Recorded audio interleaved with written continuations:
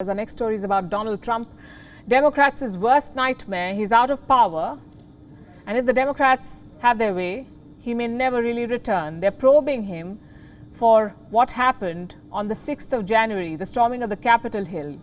They're trying to establish his role in the insurrection. 5 hearings have concluded. The last one has gone viral.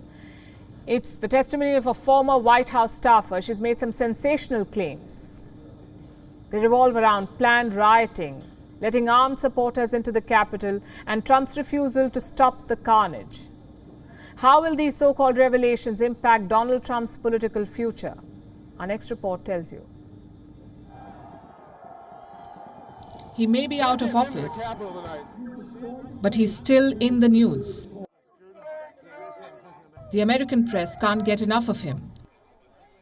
The Democrats won't let go of him. Such is Donald Trump's legacy. A figure unlike any other in American history. He defied norms, upended traditions, even incited an insurrection. He could soon be made to face the consequences.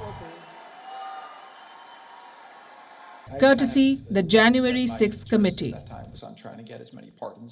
This is what happened on January 6, 2021.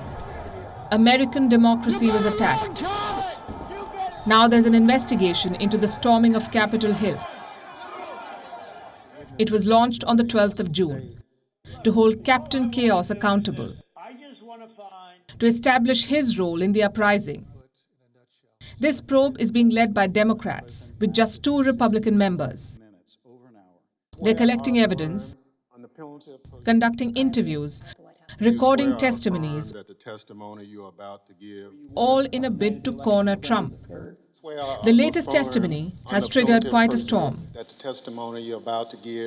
It's of Cassidy Hutchinson, a former aide to Mark Meadows, America's former chief of staff.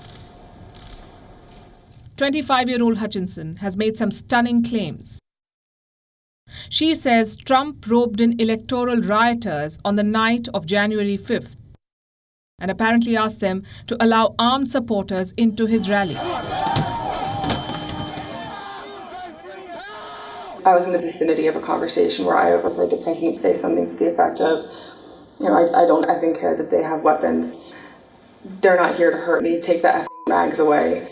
Let my people in. They can march to the Capitol from here. Let the people in. Take the effing mags away. She's further claimed that Trump was so desperate to get to the Capitol that he had a physical altercation with an official who refused to take him. The president reached up towards the front of the vehicle to grab at the steering wheel. Mr. Engel grabbed his arm, said, "Sir, you need to take your hand off the steering wheel. We're going back to the West Wing. We're not going to the Capitol."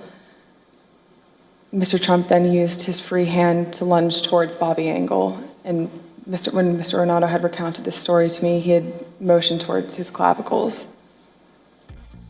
Hutchinson also claims that Trump refused to act despite his own daughter requesting him to do so. I remember her saying at various points, she wanted her dad to send them home. She wanted her dad to tell them to go home peacefully, and she wanted to include language that he necessarily wasn't on board with at the time. This testimony is going viral. It has ignited serious interest in the probe. Millions of Americans have started tuning in. Trump is mighty upset. They're getting into the Capitol tonight. On Monday evening, he unleashed a frenzy of posts on his social media app, Truth Social. He says he hardly knows Hutchinson. He's calling her a total phony, a leaker, disgraceful.